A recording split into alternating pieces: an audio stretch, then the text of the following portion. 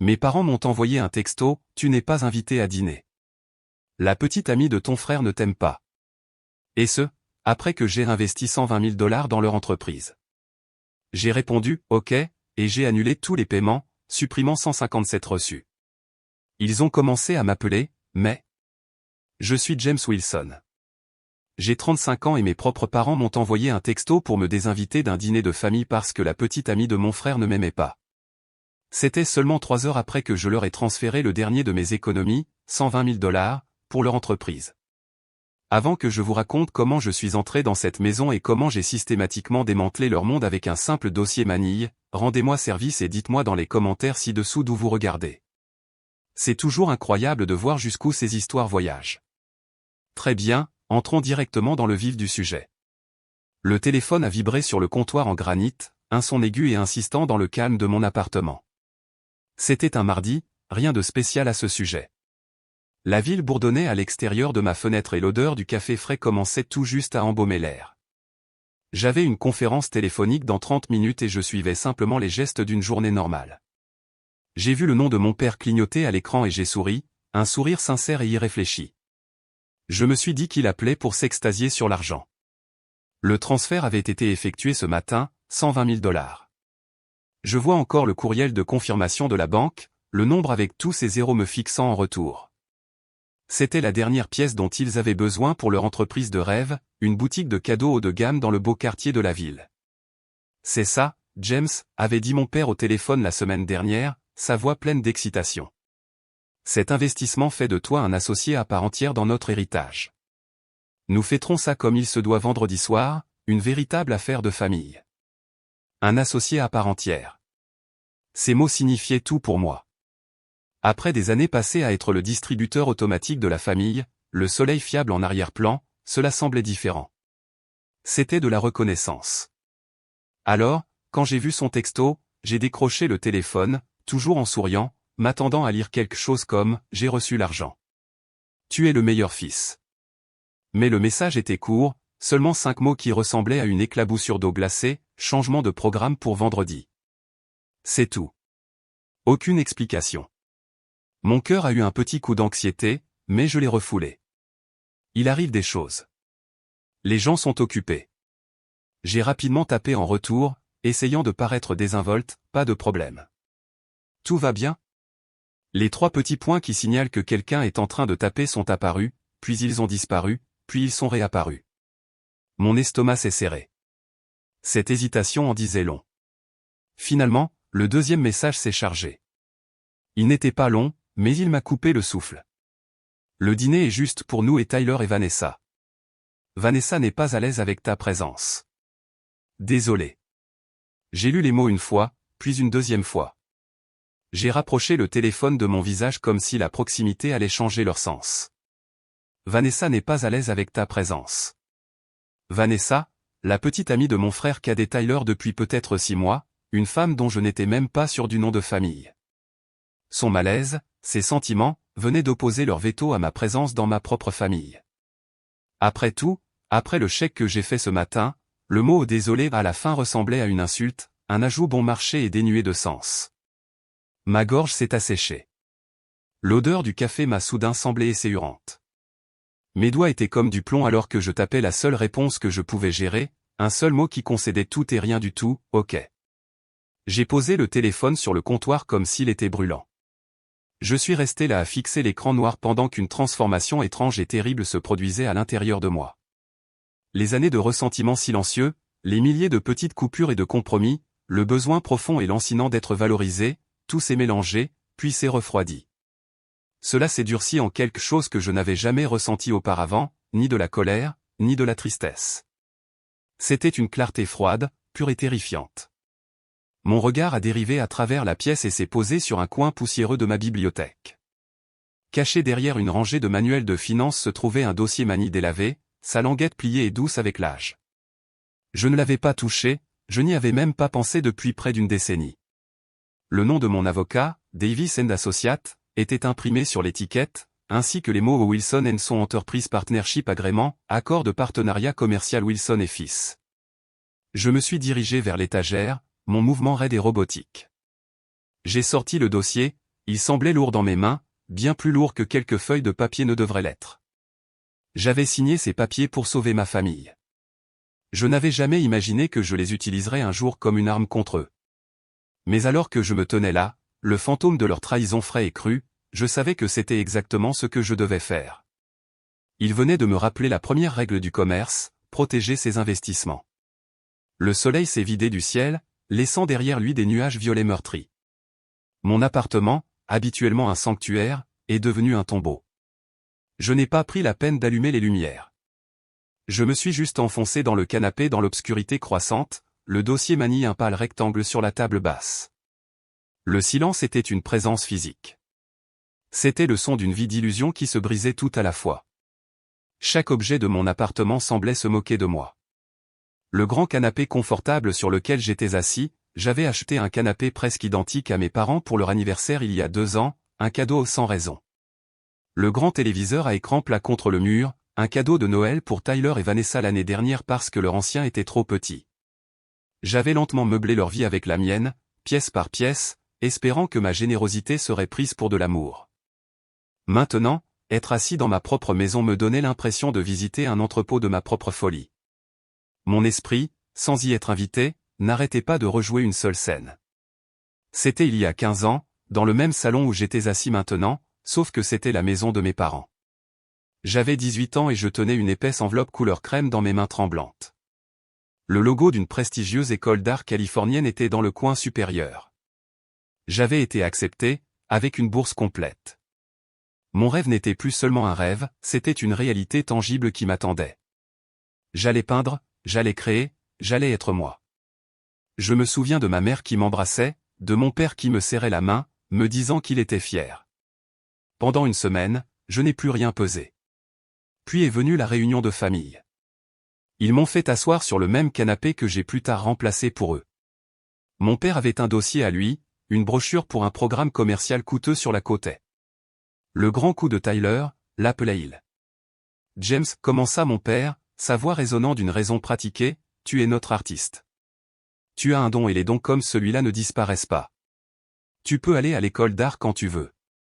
Mais ça, ma mère intervint, montrant la brochure comme si c'était le Saint Graal, c'est une opportunité unique dans une vie pour ton frère, une école préparatoire de la Ivy League. Cela le préparera pour la vie. Nous ne pouvons tout simplement pas assumer les frais de scolarité. Je me souviens de mon jeune moi essayant de discuter. Mais la bourse, c'est pour cette année. Je ne peux pas la reporter. La famille, c'est le sacrifice, mon fils, a dit mon père, son regard inébranlable. Tu es le frère aîné, tu es responsable. Tu investis dans la famille et la famille investira en toi. Nous te le compenserons. C'est une promesse. Promesse. Je m'étais accroché à ce mot pendant 15 ans. J'ai renoncé à mon rêve pour que Tyler puisse poursuivre le sien. J'ai obtenu un diplôme pratique en finance. J'ai obtenu un emploi pratique dans une banque et la première chose que j'ai faite avec mon salaire pratique a été de commencer à payer pour le style de vie très peu pratique de Tyler. J'avais fait mon premier investissement dans la famille et je versais des dividendes depuis. Le souvenir s'est estompé, laissant un goût amer de vérité dans ma bouche. Je me suis redressé du canapé, mes articulations raides. Il était temps. Je suis allé à mon bureau et j'ai ouvert mon ordinateur portable. L'écran s'est allumé, illuminant mon visage dans la pièce sombre. J'ai navigué vers le site web de ma banque, mes doigts se déplaçant avec un objectif sombre. J'ai cliqué sur l'onglet « Le paiement programmé ». La liste qui est apparue à l'écran était longue. C'était l'architecture de la dépendance de ma famille, construite par moi, paiement après paiement, pendant des années. J'ai simplement laissé l'argent couler, essayant de ne pas penser au total. Mais ce soir, j'ai regardé. J'ai vraiment regardé. J'ai vu les 5 artères principales pomper ma force financière directement dans la leur. Tout d'abord, le forfait de soutien à Tyler, un dépôt direct chaque premier du mois de $2500 pour le loyer et les dépenses. Il avait 29 ans. Le souvenir attaché à celui-ci était vif. Tyler au téléphone il y a quelques années, riant, « Mec, je ne sais pas comment les gens vivent sans une subvention de grand frère. Tu es le meilleur. » Il pensait que c'était une blague. J'ai déplacé le curseur. Il planait sur le petit lien bleu, annulé. Ma respiration s'est coupée. C'était le point de non-retour. Une vague de panique, la peur familière de l'abandon, est montée dans ma gorge. Et s'il me coupait complètement? Et si cet acte me rendait vraiment seul? Pendant une seconde vertigineuse, j'ai failli refermer violemment l'ordinateur portable. J'ai failli choisir la douleur familière d'être utilisé plutôt que l'inconnu terrifiant d'être libre. Puis mon téléphone, posé éteint sur le bureau, s'est allumé. Un texto de ma cousine Emma. Elle était infirmière, terre à accent grave terre et gentille, la seule personne de la famille qui semblait me voir comme une personne au lieu d'une ressource. Salut, toi, disait le message, je prends juste de tes nouvelles. Ma mère vient de publier un tas de photos des nouvelles décorations dans le magasin de tes parents, elle a dit qu'ils se préparaient pour un grand dîner de famille vendredi. Je me suis dit que tu serais là, alors j'allais te demander de leur dire bonjour pour moi. Je me suis dit que tu serais là. Il n'en avait parlé à personne. Il m'avait simplement supprimé du récit. La cruauté désinvolte de la chose est ce qui a solidifié ma résolution. La peur s'est estompée, remplacée par un calme glacial. Il ne m'avait pas seulement désinvité, il m'avait dépersonnalisé. Je me suis retourné vers l'écran. Ma main était stable maintenant. J'ai cliqué sur le lien. Une petite boîte est apparue, êtes-vous sûr de vouloir annuler le paiement programmé? J'ai laissé échapper une respiration courte et forte qui n'était pas tout à fait un rire. Je n'ai jamais été aussi sûr de rien de toute ma vie, ai-je murmuré. J'ai cliqué sur confirmer. Une petite coche verte est apparue. Le premier maillon de la chaîne était rompu. Une sensation de pouvoir, froide et propre, m'a envahi. J'ai descendu la liste. La deuxième artère, le paiement automatique de la carte de crédit principale de ma mère, la petite carte d'urgence comme elle l'appelait. Je me souvenais qu'elle m'avait appelé le mois dernier, s'extasiant sur les nouveaux meubles de patio qu'elle avait achetés avec. J'ai cliqué sur annuler, confirmer. Troisièmement, le bail de mon père sur son nouveau Ford F-150 étincelant. J'en ai besoin pour l'entreprise, mon fils, avait-il dit, bien que je sache qu'il l'utilisait surtout pour aller à la pêche. Cliquez sur annuler, confirmer. Quatrièmement, le forfait de téléphonie cellulaire familiale, 4 lignes, une facture, ma facture. L'ironie était étouffante. Ils utilisaient les téléphones que je payais pour coordonner mon exclusion. Cliquez sur annuler, confirmer. La cinquième et dernière artère était la plus importante, le virement électronique mensuel sur le compte de retraite de mes parents. Je construisais littéralement un avenir pour les personnes qui ne voyaient pas d'avenir avec moi. Mon doigt n'a même pas hésité. Cliquez sur annuler, confirmer. C'était fait. Je me suis adossé à ma chaise, la lueur de l'ordinateur portable se reflétant dans mes yeux. La toile numérique que j'avais si soigneusement construite avait disparu. Je me sentais vidé, mais l'espace à l'intérieur de moi n'était pas rempli de chagrin. Il était rempli d'un sentiment de possibilité tranquille et dangereux. J'ai décroché mon téléphone pour répondre à Emma par texto. Salut Em, c'est drôle que tu parles de dîner, il se trouve que j'ai eu un changement de programme. Un grand. Je savais que le matin apporterait une tempête d'appels téléphoniques. Les retombées allaient arriver. Mais alors que mes yeux se tournaient vers le dossier Mani toujours posé sur la table basse, je savais que la vraie tempête n'était pas ce qui allait m'arriver. C'était ce que j'étais sur le point de leur apporter. Le premier coup de tonnerre est arrivé à 9h15 le lendemain matin. J'étais à ma deuxième tasse de café, regardant par la fenêtre, ressentant un calme surnaturel, quand mon téléphone a sonné, affichant le visage souriant de Tyler. J'ai laissé sonner jusqu'à la 4e sonnerie avant de répondre. Je l'ai mis en mode haut-parleur et je l'ai posé sur le comptoir. James, qu'est-ce qui se passe au juste? Il n'a pas perdu de temps avec les salutations. Sa voix était ténue de panique.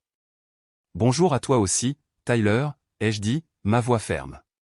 Ne joue pas à des jeux avec moi. Mon propriétaire, Monsieur Henderson, vient de m'appeler, en hurlant pratiquement. Le paiement du loyer a été refusé. C'est un imbécile, tu le sais bien. Il menace de me faire payer des frais de retard de $100. Ça a l'air stressant, ai-je noté, en prenant une gorgée délibérée de café. La ligne s'est tue pendant une seconde. Je pouvais pratiquement l'entendre traiter mon manque d'empressement. Qu'est-ce que tu veux dire par ça a l'air stressant? Tu as oublié de le payer? Ton compte est à découvert ou quelque chose comme ça. L'idée que mes finances puissent être le problème était la seule explication que son esprit pouvait conjurer. Non, je n'ai pas oublié, Tyler, Et mon compte va bien. Alors quoi? Sa voix était un mélange de confusion et d'horreur naissante. Tu viens de ne pas le faire exprès? C'est exact, ai-je confirmé. Pourquoi? Il a crié le mot, l'arrachant de lui. Mon loyer, James.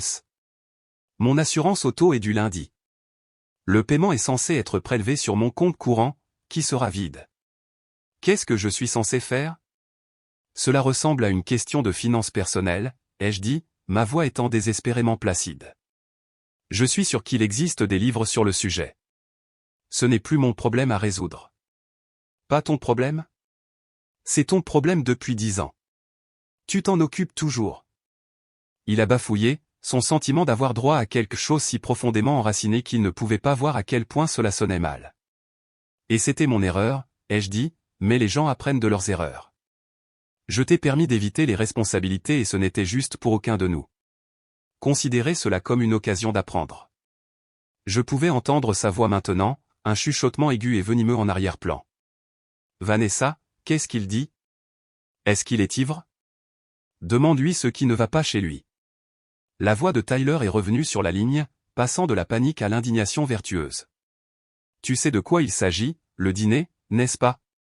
Mon Dieu, James, grandit. Ce n'était pas grave. Vanessa se sentait juste un peu dépassée et voulait une soirée tranquille. Tu vas vraiment faire exploser nos vies pour quelque chose d'aussi insignifiant? Insignifiant, a-t-il dit. Insignifiant. C'est à ce moment-là que j'ai su que j'avais pris la bonne décision. Au revoir, Tyler, ai-je dit, et avant qu'il ne puisse répondre, j'ai mis fin à l'appel et j'ai bloqué son numéro. Un de moins. Le deuxième appel, 1 heure plus tard, venait de mon père. Son ton était coupant et froid, celui qu'il utilisait pour les employés sous-performants.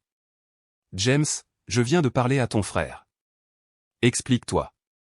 Il n'y a rien à expliquer, papa. J'ai apporté quelques modifications à mon budget personnel. Ton budget? Il a ricané. Ne sois pas ridicule. La carte de ta mère vient d'être refusée au supermarché. Elle avait un chariot plein de provisions. Elle a dû le laisser là. As-tu la moindre idée à quel point c'était humiliant pour elle? Elle a une carte de débit liée à son propre compte bancaire, ai-je répondu d'une voix égale. Un compte qui est vide parce que nous avons tout versé dans le nouveau magasin, a-t-il rugi. Un investissement dans lequel tu es partenaire.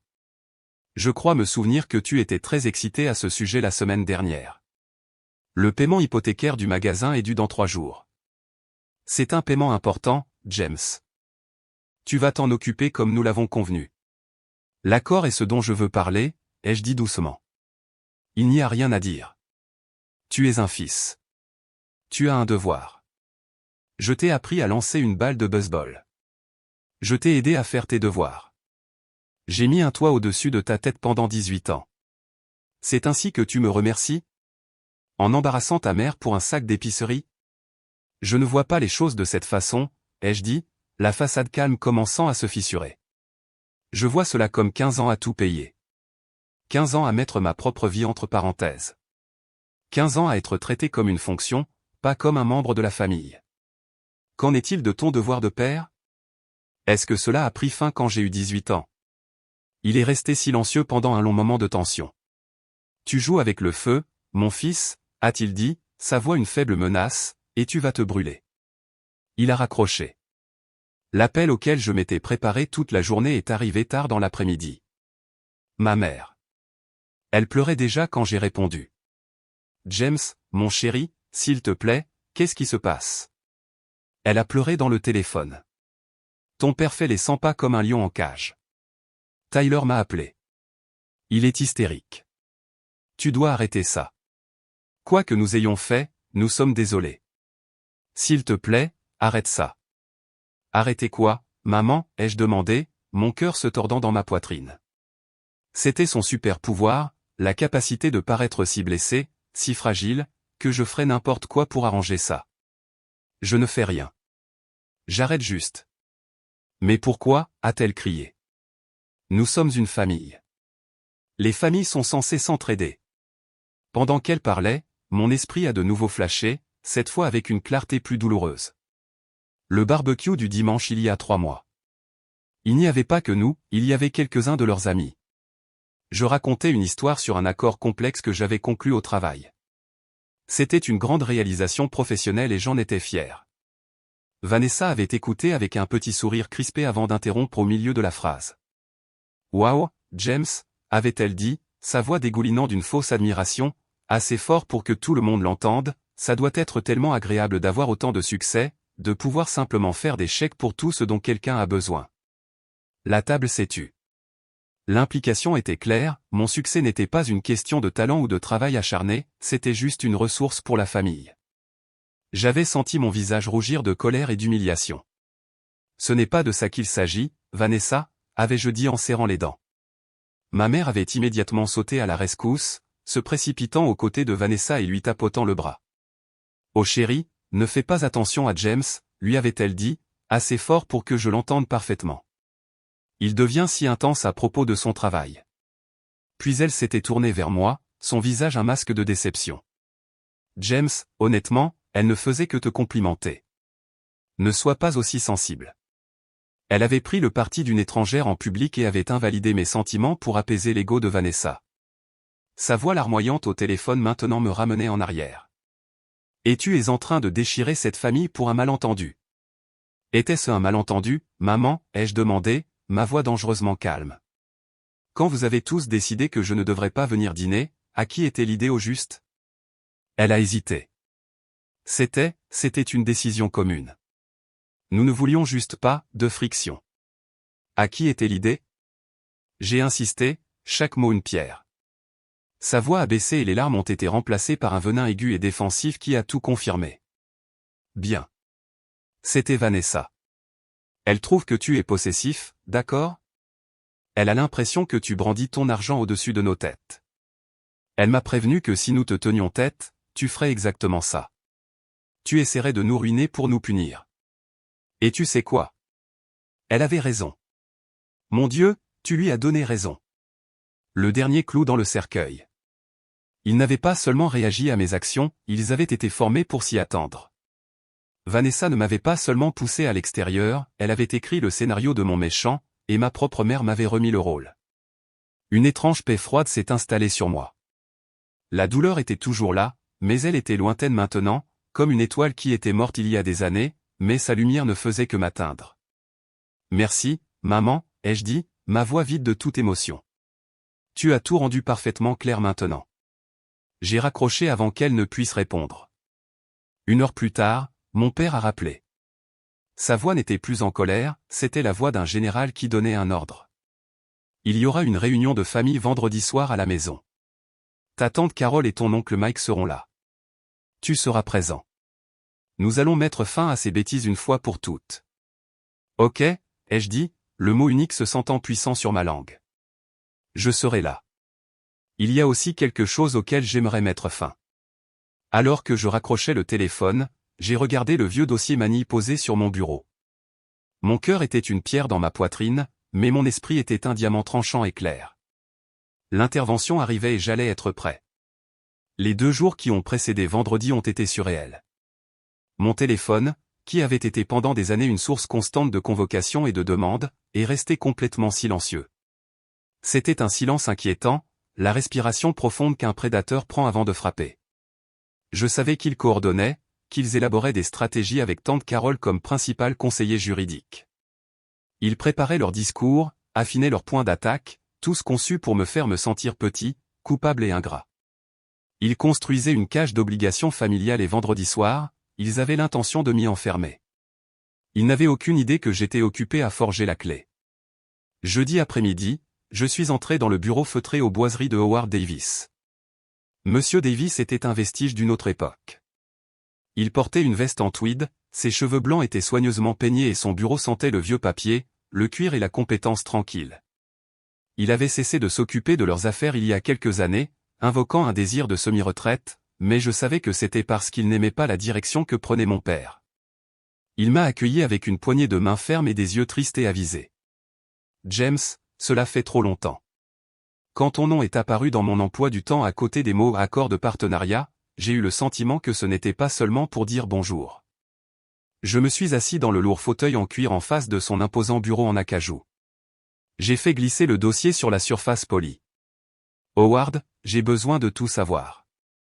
Pas d'ambiguïté. J'ai besoin de savoir exactement ce que ce document m'autorise à faire. Il n'avait pas besoin de le lire. Il l'a simplement ouvert, ses doigts trouvant les pages clés par instinct.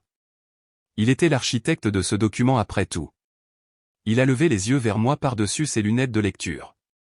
Te souviens-tu de ce jour, James? Le jour où nous avons rédigé cela, a-t-il demandé, sa voix douce. Vaguement, ai-je admis. Je me souviens juste que j'étais désespéré d'empêcher mon père de perdre la quincaillerie. J'aurais signé n'importe quoi. Je sais, a-t-il dit avec un soupir, et c'est précisément pourquoi je l'ai rédigé de cette façon. Ton père voulait que tu lui donnes les 80 000 $ en cadeau. Quand j'ai refusé, il voulait que ce soit structuré comme un prêt avec un faible taux d'intérêt. J'ai refusé ça aussi. Il s'est penché en avant, son expression intense. James, au cours de mes 40 années de pratique du droit, j'ai vu plus de familles déchirées par l'argent que par quoi que ce soit d'autre. J'ai vu la dynamique. J'ai vu combien tu as donné et combien ils ont pris. Je savais qu'un jour ils te pousseraient trop loin. Ce document, ce n'était pas seulement un accord juridique. C'était un radeau de sauvetage. J'espérais juste que tu le verrais avant de te noyer. Ces mots m'ont frappé plus fort que toutes les accusations de ma famille. Lui, un quasi-étranger, avait vu ma réalité plus clairement que moi.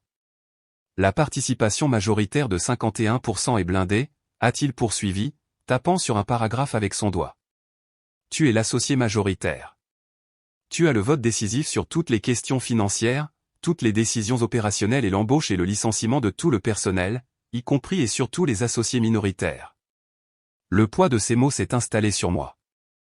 Donc, la nouvelle entreprise, la boutique de cadeaux, est légalement une filiale de la Wilson & Son Enterprise Corporation d'origine. Tu possèdes 51% de tout cela, le nom, l'inventaire, le bail de la propriété, tout. J'ai enfin compris. Je n'étais pas seulement un associé silencieux, j'étais le propriétaire silencieux. Ils organisent une intervention pour moi vendredi soir, ai-je dit, le mot ayant un goût absurde sur ma langue. Monsieur Davis s'est permis un sourire mince et sombre. Ah oui? On dirait plutôt une assemblée générale des actionnaires imprévus. Il s'est adossé. Alors, qu'as-tu l'intention de faire, James? Je vais assister à leur intervention, ai-je dit, ma voix dure comme de l'acier, mais j'ai besoin de munitions. J'ai besoin d'une déclaration formelle sur votre papier à en-tête, notarié et tamponné, quelque chose qui résume ma position juridique dans un langage si simple que même un enfant pourrait le comprendre. J'ai besoin de quelque chose qu'ils ne peuvent pas contester. C'est une excellente idée, a-t-il dit, atteignant déjà son dictaphone. Ce sera un plaisir de rédiger. Tu pourras venir le chercher demain matin. Je demanderai à ma secrétaire de le faire notarier elle-même.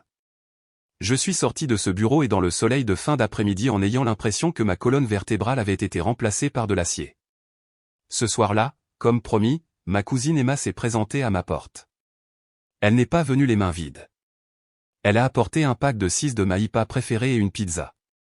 Nous nous sommes assis sur le sol de mon salon, mangeant directement dans la boîte. Alors, a-t-elle dit après un long silence confortable, comment vas-tu vraiment? Je lui ai tout raconté, l'appel avec Monsieur Davis, la participation de 51%. Ses yeux se sont écarquillés. Oh mon Dieu, James! Tu as tenu la main gagnante tout ce temps et tu ne le savais même pas. Je pense que je le savais, ai-je avoué, je n'ai juste jamais voulu jouer la main. Parce que tu espérais ne jamais avoir à le faire, a-t-elle fini pour moi, en hochant la tête. Je comprends. Elle est devenue silencieuse pendant un moment, traçant un motif sur sa bouteille de bière. Tu sais, cette dynamique, elle a commencé il y a longtemps. Je me souviens d'une des fêtes d'anniversaire de Tyler quand nous étions enfants, peut-être qu'il avait 10 ans. Ma mère avait cuisiné un gros gâteau au chocolat. Ta mère a coupé les tranches et elle a donné à Tyler cet énorme morceau d'angle avec une rose géante en glaçage dessus, et elle t'a donné cette minuscule tranche du milieu parce que, et je cite, James ne s'en soucie pas, il est un si bon garçon au point. Le souvenir, si petit et insignifiant, a atterri avec une douleur surprenante. Une minuscule tranche de gâteau, un texto me désinvitant du dîner, c'était la même histoire, mais avec plus de zéros attachés. Tu dois être préparé, James, a dit Emma, sa voix sérieuse. Ils vont essayer de faire en sorte que cela concerne ton caractère. Ils vont te dire que tu es brisé, froid, égoïste. Ils vont essayer de te faire croire que tu es le fou. Je sais, ai-je dit. Qu'ils essaient. Quand elle est partie plus tard ce soir-là, elle m'a donné une étreinte féroce à la porte. Tu n'es pas une tranche de gâteau, James, a-t-elle chuchoté à mon oreille. Tu es toute la putain de boulangerie. Ne l'oublie jamais. J'ai fermé la porte, la chaleur de ces mots un bouclier bienvenu. L'intervention était à moins de 24 heures. Le tableau était dressé, les pièces étaient en place et j'étais enfin prêt à faire mon coup. Le trajet en voiture jusqu'à la maison de mes parents, vendredi soir, me donnait l'impression d'évoluer dans un rêve.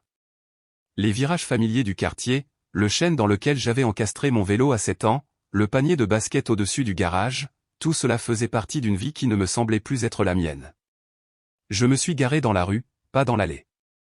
C'était un petit acte de séparation, mais il me semblait important. Dans ma main, je serrais un nouveau dossier manie impeccable. Il ressemblait moins à du papier qu'à un bouclier. J'ai sonné, et la porte s'est ouverte presque immédiatement, comme si mon père attendait juste derrière. « James, dit-il, sa voix un grondement sourd, tu es là. Entre. » Je suis entré dans la maison, et la scène était exactement comme je l'avais imaginé. Ils étaient rassemblés dans le salon, un tribunal attendant l'accusé. Mon père avait pris sa place habituelle dans le grand fauteuil en cuir capitonné, son trône. Ma mère était perchée sur le bord du canapé, un mouchoir en papier froissé à la main, son visage un masque de devoir chagrin. À côté d'elle, Tyler et Vanessa étaient assis si près qu'ils ressemblaient à une seule entité. Le bras de Tyler était drapé de manière possessive autour d'elle, et il me regardait avec colère comme si j'étais quelque chose qu'il avait raclé de sa chaussure. Et tenant court dans une chaise de salle à manger qui avait été maladroitement placée pour compléter le cercle se trouvait tante Carole, la sœur de mon père. Ses lèvres étaient pincées en une ligne fine et désapprobatrice, et ses yeux me scrutaient, cataloguant mes défauts. « Tu es en retard, grogna mon père. C'était sa salve d'ouverture. « Je suis à l'heure, répondis-je calmement, en jetant un coup d'œil à ma montre. J'ai choisi de rester debout, une figure solitaire devant le conseil assis. « Assieds-toi, James, ordonna-t-il, en désignant de la tête la seule chaise en bois vide qu'ils avaient placée directement en face de tous, la chaise d'interrogatoire. J'obtempérai, les pieds de la chaise raclant légèrement le parquet. Le silence qui suivit était lourd et suffocant, épais d'années de ressentiment inexprimé. Mon père se pencha en avant, les mains jointes sur son genou. « Nous sommes tous réunis ici ce soir, James, parce que nous t'aimons et parce que nous sommes profondément préoccupés. Ton comportement cette semaine a été blessant et destructeur.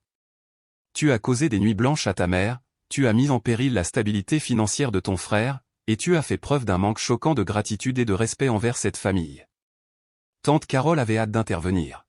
« C'est plus qu'un manque de respect, Robert, dit-elle, la voix aiguë et tranchante, c'est une trahison. Nous savons tous que James a toujours été sensible, un peu théâtral, mais ça, cette froideur, cette cruauté, de retenir de l'argent à ta propre famille après qu'elle t'ait tout donné, c'est pathologique. » Ma mère laissa échapper un petit sanglot opportun. « Je ne sais tout simplement pas où nous avons mal tourné, murmura-t-elle, secouant la tête. Nous t'avons donné une si belle vie, et tu nous la rejettes à la figure à cause d'un minuscule malentendu concernant une soirée. Un minuscule malentendu. Voilà, encore une fois, la minimisation délibérée de la blessure. Et cette pauvre fille, continua ma mère, en désignant Vanessa. Elle pleure depuis 2 jours. Elle a l'impression que tu la détestes. Elle a l'impression que tout est de sa faute. » Vanessa baissa les yeux sur ses genoux et tamponna une larme inexistante, l'image de l'innocence prise dans un tir croisé familial. Tyler resserra son emprise sur son épaule. « Ouais, James, c'est quoi ton problème ? C'est la personne la plus gentille que j'ai jamais rencontrée. Tu ne supportes pas de me voir heureux, c'est ça ? » Ils ont continué ainsi pendant ce qui sembla une éternité. Ils ont tour à tour tissé un récit de mes prétendus échecs. J'étais froid, j'étais égoïste, j'étais ingrat, j'étais instable. J'ai laissé les mots me submerger. Ce n'était plus des pierres, ce n'était que du bruit. J'ai écouté, mon expression illisible, jusqu'à ce qu'ils finissent par se calmer, leurs accusations planant dans l'air comme de la fumée. Ils me fixaient tous, leurs expressions mélangeant colère et attente. C'était la partie où j'étais censé craquer. C'était la partie où je m'excusais, promettais d'être meilleur et rendais l'argent. J'ai laissé le silence s'étirer, les mettant mal à l'aise. Puis, j'ai pris une respiration lente et délibérée. Vous avez fini, demandai-je. Ma voix était calme, mais elle traversa la tension comme un couteau. Les yeux de mon père se plissèrent. Nous aurons fini quand tu arrêteras cette crise de colère et que tu recommenceras à te comporter comme un fils. Un fils, ou une banque, rétorquai-je, la question tranchante et pointue. Ne sois pas insolent, gronda-t-il. Il s'agit de ta responsabilité envers cette famille et envers l'entreprise familiale. Ah, dis-je, une lueur de quelque chose comme un sourire touchant mes lèvres. L'entreprise. Bien. J'espérais que nous pourrions en parler. Je me penchai en avant et plaçai le dossier Manny sur la table basse au centre du cercle. Le bruit sec de son atterrissage les fit tous tressaillir. Qu'est-ce que c'est? Encore une de tes absurdités comptables, ricana tante Carole. D'une certaine manière, dis-je, les yeux fixés sur mon père. C'est un document commercial. Accord de partenariat. Vous vous en souvenez, papa? Du 14 mai 2015. Le jour où je vous ai donné 80 000 $ pour sauver la famille de la faillite? Le visage de mon père se figea. C'était un geste de bonne volonté, un prêt familial. Non, dis-je, secouant lentement la tête. Non, ce n'était pas ça. Nous avons été très précis. Ou plutôt, mon avocat l'a été. J'étais juste un gamin essayant d'aider son père, mais il était un professionnel protégeant son client. Je me penchai à nouveau en avant, ma voix baissant, devenant plus personnelle. Vous savez, je suis venu ici ce soir prêt à parler de sentiments. Je voulais parler de respect. Je voulais comprendre comment les gens qui sont censés m'aimer inconditionnellement pouvaient me dire que ma présence était conditionnelle aux caprices d'un étranger. Ma voix se brisa sur les derniers mots, un bord brut de douleur que je ne pouvais pas réprimer. Tout ce que j'ai toujours voulu de vous tous, c'était une place à la table. Je les regardai un par un, mais vous avez clairement indiqué qu'une discussion sur la famille est impossible. Alors, vous avez raison. Parlons affaires. J'ai pris une feuille de papier dans le dossier. C'était la déclaration du bureau de Monsieur Davis, le papier à en-tête officiel brillant sous la lumière de la lampe, le sceau en relief du notaire un cercle sombre en bas. Ceci est un résumé notarié de l'accord que vous avez signé, papa, dis-je, ma voix maintenant claire et forte, toute trace d'émotion disparue. Je vais lire la partie pertinente, en échange de l'apport de capital fourni par James Wilson, le dit capital étant essentiel à la poursuite des activités de l'entreprise, James Wilson recevra une participation majoritaire de 51% dans la Wilson & Son Enterprise Corporation. Je marquai une pause pour laisser les mots s'imprégner. 51%, répétai-je doucement. Une participation majoritaire. Ce qui signifie que les 120 000 $ que je vous ai transférés mardi n'étaient pas un investissement de votre fils, c'était une contribution au capital de l'actionnaire majoritaire. Le silence dans la pièce était absolu. C'était le silence d'un univers qui s'effondre.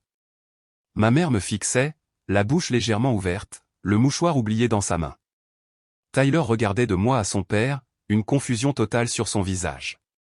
Tante Carole avait l'air d'avoir reçu une gifle. Mais mon père, le visage de mon père s'était vidé de toute couleur. Il savait qu'il l'avait signé.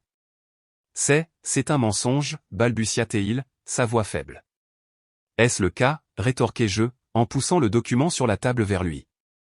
Regardez votre propre signature. Regardez le sceau notarial.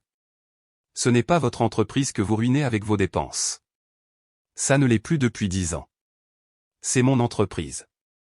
Vous n'êtes que le gérant. C'est ce qui le brisa. Le mot gérant.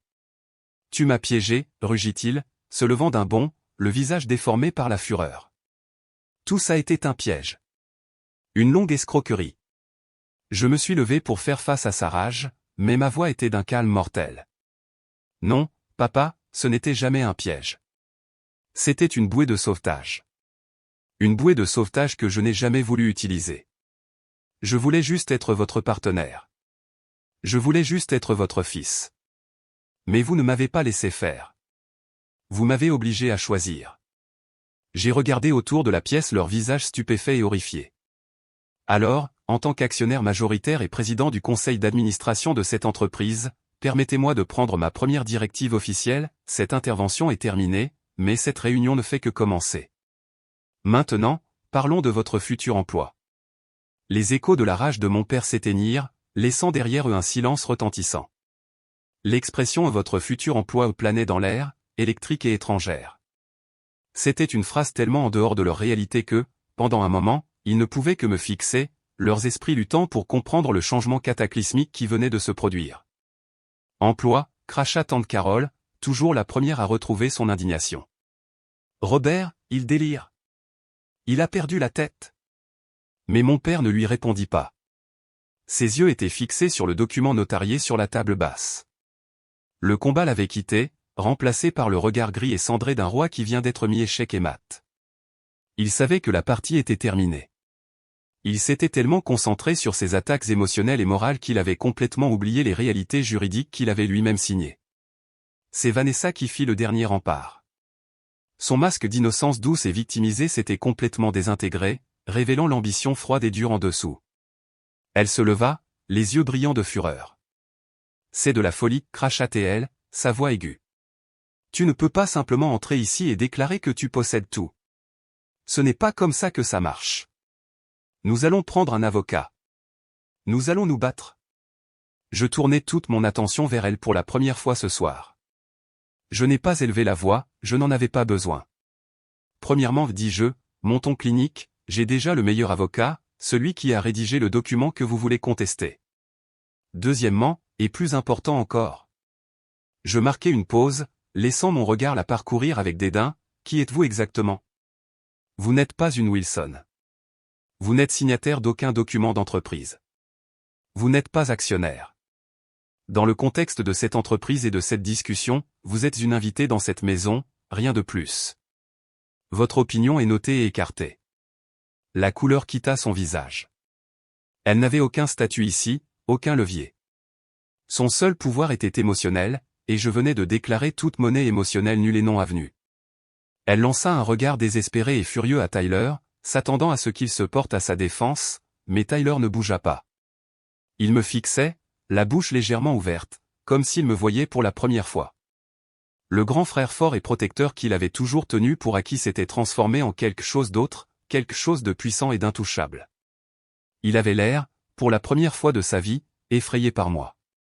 Tante Carole a reconnu une bataille perdue d'avance quand elle en a vu une. Avec un reniflement de dégoût, elle attrapa son sac à main. « Eh bien, je vois que je ne suis pas nécessaire ici, annonça-t-elle à la pièce. Quand vous serez tous devenus complètement fous. » Elle se dirigea vers la porte d'entrée, sans même prendre la peine de dire au revoir, et sortit. La retraite de la cavalerie signala la fin de la guerre. Maintenant, il n'y avait plus que moi et eux, la famille brisée. Je regardais les trois blottis ensemble sur le canapé. Ils ressemblaient à des survivants d'un naufrage s'accrochant à un morceau de bois flottant, mon père dégonflé, ma mère pleurant ouvertement maintenant, ses sanglots rauques et désespérés, mon frère perdu dans un brouillard de confusion. Soyons très clairs, dis-je, ma voix calme et décisive, la voix d'un PDG énonçant la loi. Voici ce qui se passe maintenant, l'entreprise, Wilson & Sons Enterprises, ne sera pas dissoute. La boutique de souvenirs restera ouverte. Une lueur d'espoir apparut dans les yeux de ma mère. Vous aussi, dis-je, en hochant la tête vers mes parents, on vous proposera des contrats de travail. Vous serez co-gérant du point de vente au détail. Pour ce travail, vous recevrez un salaire juste au prix du marché.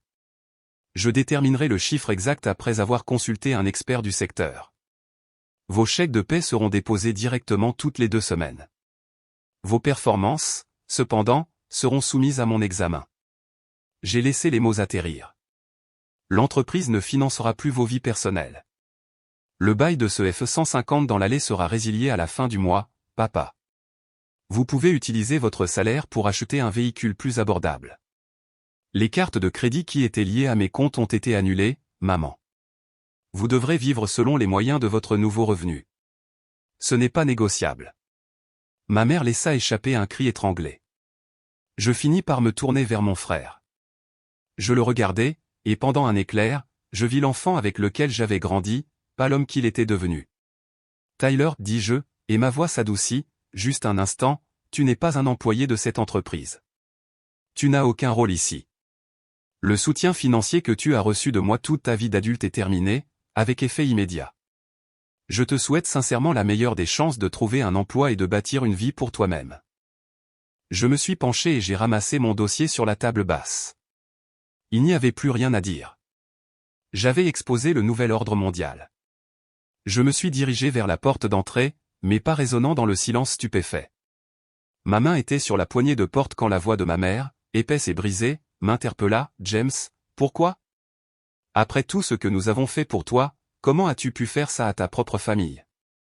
Je m'arrêtai, le dos toujours tourné vers elle. L'audace pure et stupéfiante de cette question, même maintenant, était ahurissante. Je tournai légèrement la tête, juste assez pour parler par-dessus mon épaule. « Vous posez la mauvaise question, maman, dis-je, ma voix dépourvue de chaleur, pleine d'une triste finalité. La vraie question est, comment avez-vous pu faire ce que vous avez fait à votre propre fils? Vous m'avez retiré votre invitation. Vous m'avez dit que je n'étais pas le bienvenu. Vous m'avez dit que je n'étais pas de la famille. Tout ce que j'ai fait ce soir, c'est finalement vous croire. » J'ouvris la porte et sortis dans l'air froid de la nuit, la refermant doucement derrière moi. Je ne l'ai pas claquée. La rage était partie. Tout ce que je ressentais était un vaste et vide sentiment de libération. En descendant l'allée, j'ai vu une voiture garée en bas de la rue clignoter une fois, puis 2 fois. C'était Emma. Je suis monté dans ma propre voiture et j'ai fait clignoter mes phares en retour, un signe silencieux, une promesse que je ne conduisais pas seul dans la nuit. La guerre était terminée. Le long et difficile travail de reconstruction allait commencer. Les premières semaines après l'intervention ont été le silence le plus bruyant que j'ai jamais connu. Mon téléphone, autrefois un barrage constant de besoins familiaux, était complètement silencieux. Pas d'appel en colère, pas de SMS larmoyants, pas d'exigence. C'était comme si la famille Wilson, telle que je la connaissais, avait tout simplement cessé d'exister. Le vide était dérangeant, mais en dessous se trouvait un socle de paix que je n'avais pas ressenti dans ma vie d'adulte. Je n'étais plus de garde. Je n'étais plus le réparateur désigné. J'étais juste moi. Je me suis tenu à ma parole. Une semaine après la réunion, mon avocat, Monsieur Davis, a envoyé à mes parents des contrats de travail officiels par courrier recommandé. Les contrats étaient standards, décrivant leur rôle de co-gérant, leur salaire, que j'avais fait évaluer par des professionnels comme étant équitables pour leur secteur, et leurs responsabilités. Ils comprenaient également une clause stipulant que toutes les dépenses commerciales importantes de plus de $500 nécessiteraient mon approbation écrite. Pendant 5 jours, il ne s'est rien passé. J'ai commencé à me demander s'ils allaient simplement s'en aller, abandonnant le magasin par fierté.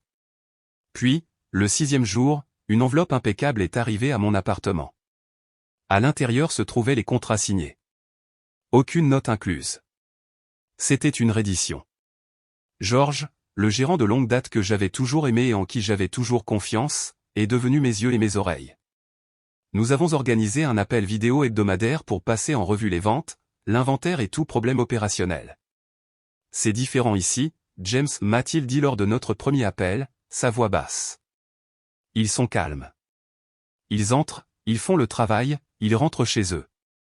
Il n'y a plus de déjeuner de 3 heures sur la carte de l'entreprise, plus d'emprunt à la caisse enregistreuse pour un voyage de fin de semaine. L'entreprise, libérée du drain parasitaire des dépenses personnelles de mes parents, a commencé à prospérer. Pour la première fois, elle était réellement rentable. La nouvelle liberté dans ma propre vie était enivrante. Mon compte bancaire personnel, qui ne perdait plus d'argent, a commencé à croître. Un jour, en regardant le solde, j'ai fait quelque chose d'impulsif, j'ai réservé un vol pour l'Italie pour 2 semaines, juste pour moi. Debout dans le forum romain, j'ai ressenti le poids de l'histoire, mais ce n'était rien comparé au poids qui avait été enlevé de mes propres épaules. Dans un petit atelier de poterie florentin, j'ai suivi un cours d'une journée et j'ai senti l'argile humide tourner sous mes mains. Le pot que j'ai fait était maladroit et épais, mais le sentiment de créer quelque chose de mes propres mains, pour aucune autre raison que la joie, était une révélation. C'était un murmure de l'artiste de 18 ans que j'avais enterré il y a si longtemps. À mon retour, j'ai transformé ma chambre d'amis en studio. J'ai acheté des toiles et des peintures et j'ai commencé à récupérer cette partie perdue de moi-même. Les premières peintures étaient brutes et chaotiques, pleines de rouge et de noir en colère, mais lentement d'autres couleurs ont commencé à apparaître, des bleus, des verts, même des jaunes. J'ai rejoint un club de randonnée. Je me suis fait des amis, des gens qui me connaissaient comme James, le gars qui racontait des blagues terribles et qui était étonnamment bon au trivia, pas James, le guichet automatique familial. J'ai appris à parler aux gens sans le calcul subconscient de ce qu'ils pourraient avoir besoin de moi. J'ai appris à juste être. Environ 8 mois après ce vendredi soir fatidique, j'ai reçu un appel d'un numéro que je ne reconnaissais pas. J'ai été tenté de l'ignorer, mais j'ai répondu. Allô, dit une voix hésitante à l'autre bout du fil. James? Je l'ai reconnu instantanément. Tyler? Et dit-il, sa voix tendue. J'ai pensé que tu avais bloqué mon ancien numéro. C'est un nouveau téléphone, prépayé. C'est tout ce que je peux me permettre. Il laissa échapper un rire sec et sans humour. Que veux-tu, Tyler? Demandai-je, ma voix neutre, me préparant à une demande. Rien, dit-il rapidement. Je jure, je ne veux rien. Je devais appeler. Il prit une respiration tremblante. J'ai trouvé un travail, en fait. Je suis manutentionnaire dans un entrepôt d'épicerie pendant la journée. C'est un travail éreintant, et je suis plongeur dans un steakhouse 3 soirs par semaine. J'écoutais, ne disant rien. C'est dur, mec, admit-il, sa voix calme. Je suis épuisé tout le temps. Mes mains sont toujours à vif. Pour la première fois de ma vie, je suis vraiment fatigué de travailler. Il fit une pause. Vanessa m'a quitté il y a environ 6 mois. Dès qu'il est devenu clair que le train d'argent avait quitté la gare pour de bon. Elle m'a dit que je n'avais aucune ambition, a fait ses valises pendant que j'étais à mon poste d'entrepôt et a pris la télé. Celle que tu as achetée pour Noël. Je dis, incapable de m'en empêcher, ouais. Il dit, une note d'acceptation sombre dans sa voix, celle-là. Tu sais, pendant un certain temps, j'étais en colère contre elle, contre papa et maman, contre toi. Mais surtout, j'avais juste peur. Je n'avais aucune idée de comment faire quoi que ce soit, comment payer une facture, comment budgétiser pour les courses, comment être un adulte. Il resta silencieux pendant un long moment. Quand il parla à nouveau, sa voix était épaisse d'une émotion que je n'avais jamais entendue auparavant de sa part, la honte. James, je comprends maintenant. J'y pense tous les jours pendant que j'empile des boîtes ou que je frotte des casseroles. Toutes ces années, tu ne me donnais pas seulement de l'argent, tu me donnais ma vie, et je ne l'ai même jamais vue. Je l'ai juste pris. J'étais une sangsue égoïste et inutile. Les mots sont sortis bruts et non filtrés. Et quand tu avais besoin de nous, quand tu voulais juste un peu de respect, j'ai laissé ma copine, une femme que je connaissais depuis 5 minutes, te traiter comme de la merde, et je suis resté là et je n'ai rien dit. Je suis tellement désolé, James. Je ne m'attends pas à ce que tu me pardonnes. J'avais besoin de le dire. Les excuses que je n'avais jamais pensé entendre. Cela n'a pas guéri comme par magie 15 ans de blessures, mais c'était quelque chose. C'était une fissure de lumière dans une pièce sombre. Merci d'avoir appelé, Tyler, dis-je, ma propre voix étonnamment épaisse. Ouais, d'accord, dit-il, soulagé. Je devrais y aller. Je dois être debout à 4 heures du matin. Et, Tyler, dis-je avant qu'il ne puisse raccrocher. Ouais. Continue comme ça, dis-je. Tu fais le travail difficile. Ça va mieux. Merci, James, murmura-t-il. Toi aussi. Il raccrocha. Je restais dans mon appartement calme, les lumières de la ville scintillant à l'extérieur. La famille que j'avais connue avait disparu à jamais, mais à sa place, quelque chose de nouveau, quelque chose d'honnête, commençait à pousser dans les décombres. Ce n'était pas le pardon, pas encore, mais pour la première fois depuis très longtemps, c'était comme de l'espoir. Pendant la plus grande partie de ma vie, j'ai mesuré ma valeur à la quantité de moi-même que je pouvais donner. Je pensais qu'être une bonne personne, un bon fils, signifiait n'avoir aucune limite. Cela signifiait que mes besoins étaient toujours secondaires, mes rêves pouvaient toujours être reportés, et mon compte bancaire était un service public que ma famille pouvait utiliser à sa guise. J'ai construit une personnalité autour du fait d'être la personne fiable, le réparateur, le roc. Mais le problème avec le fait d'être le roc, c'est que les gens oublient que vous pouvez être érodé, ébréché et finalement brisé. Le jour où j'ai reçu ce texto, le jour où mon propre père m'a dit que je n'étais pas le bienvenu, j'ai eu l'impression d'une mort, et d'une certaine manière, c'en était une, la mort du garçon naïf et complaisant que j'avais été pendant 35 ans. Mais c'était aussi une naissance. C'était la naissance douloureuse, désordonnée et absolument nécessaire de l'homme que j'étais censé devenir. Affronter ma famille n'était pas un acte de vengeance. La vengeance est une émotion chaude et désordonnée. Ce que j'ai ressenti ce soir-là était froid et précis. C'était un acte de survie. C'était tracer une ligne dans le sable et défendre cette ligne avec tout ce que j'avais. C'était la chose la plus difficile, la plus douloureuse que j'ai jamais faite. C'était comme sectionner un membre pour sauver le corps. Il y aura toujours une partie de moi qui pleure la famille que j'aurais souhaité avoir, le genre de famille qui aurait défendu mes rêves d'école d'art, célébré mes succès sans envie, et m'aurait offert une place à leur table non pas par obligation, mais par amour. Mais j'ai appris l'une des leçons les plus difficiles de l'âge adulte, vous ne pouvez pas obliger les gens à vous valoriser.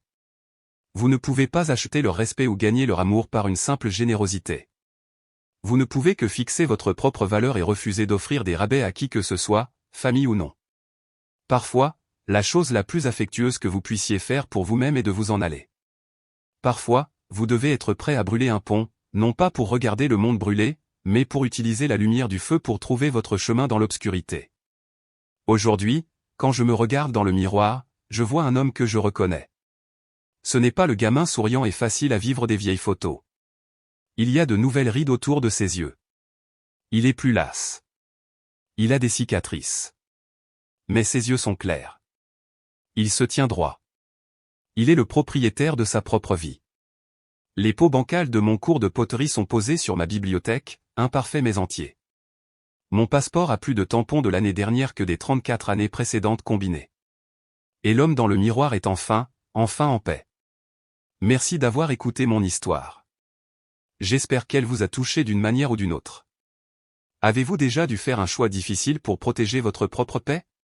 Partagez votre histoire dans les commentaires ci-dessous. Je les lis tous.